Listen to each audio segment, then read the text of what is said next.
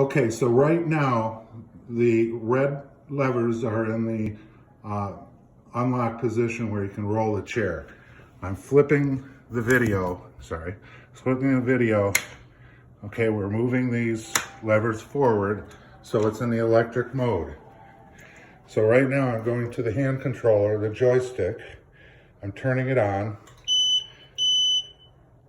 As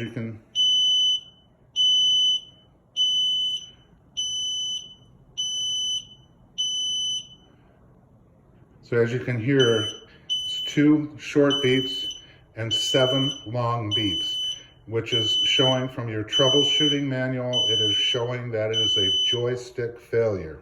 So either replace the joystick or replace the entire chair.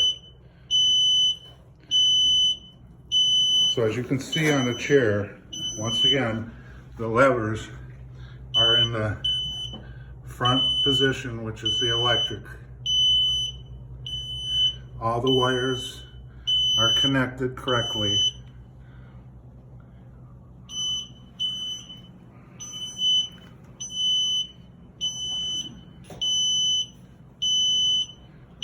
So I hope this is the last video I have to take.